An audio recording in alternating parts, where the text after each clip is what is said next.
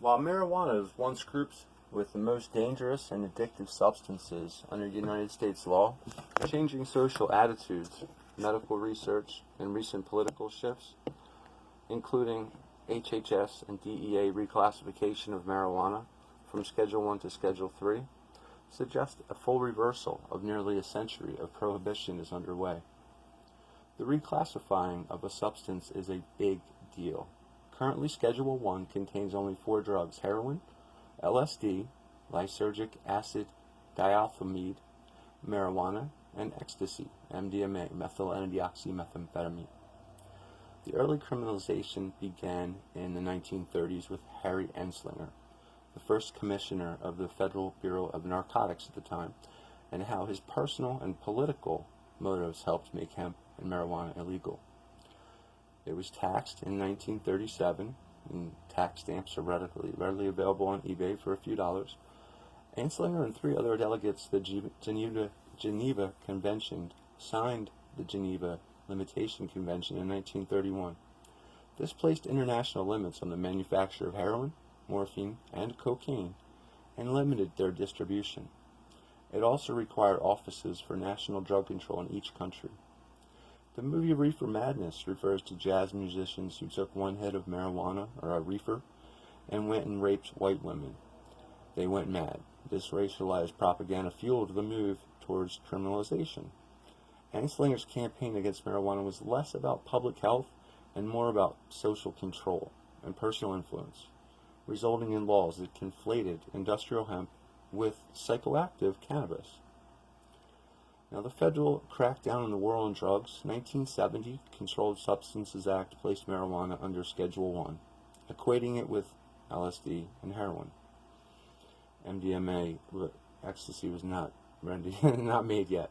Nixon's war on drugs in 1971, he declared drug use a national threat, so a war on drugs. Ronald Reagan, actor turned president, mimicked this. He intensified the penalties and enforcement, increasing incarceration rates for drug-related offenses.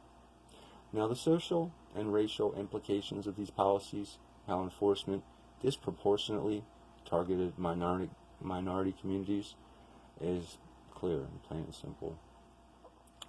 Now, the rise of medical marijuana did not occur until 1996 in one state, California. They introduced Proposition 215. It was the first state law allowing medical use, contradicting federal prohibition. It represented a shift in cultural norms, sociology class, from seeing marijuana as purely harmful to viewing it as a potential medicine. This state-level movement expanded. By 2014, 23 states and the District of Columbia have legalized medical marijuana. And there's a continuing conflict between state and federal law, very apparent in banking. Now, the flip-flop, the reclassification, it started August 29, 2023. The Department of Health and Human Services, HHS, mentioned earlier, recommended to the Drug Enforcement Agency, DEA, mentioned earlier, that marijuana be rescheduled from Schedule 1 to Schedule 3 under the Controlled Substances Act, CSA. This recommendation is based on the Food and Drug Administration's review of marijuana as requested by President Biden in 2022, and related findings that are not currently available to the public. The DEA has testified in response to questioning at congressional hearing in 2020 that it is bound by whatever the FDA says.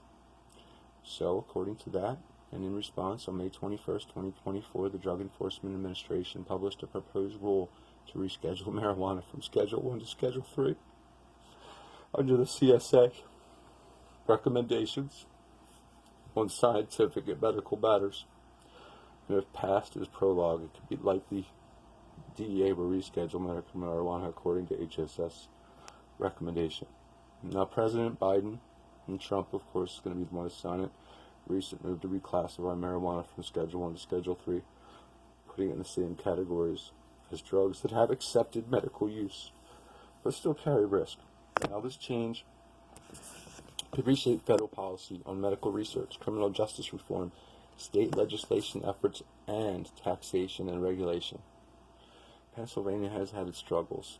Now, lo and behold, the Thomas R. Klein School of Law at Drexel University, Philadelphia, Pennsylvania says, while cannabis, marijuana, remains Schedule I drug under U.S. federal law, state law on cannabis is rapidly changing. Pennsylvania recently, they had a failed attempt at legislature to pass recreational marijuana, despite our governor, big ups to Josh Shapiro, governor, much support, much respect. The bipartisan support was overwhelming. However, it collapsed. It's possibly due to political gridlock, differing world perspectives, or concerns over economic impact. Which economic impact is interesting. U.S. marijuana policies come full circle from an era of hysteria and overcriminalization to one of cautious acceptance and reform. Could mean so much for our future generations. Now, if history is any guide, the story of marijuana legislation is less about the plant itself and more about how America defines freedom, medicine, and justice.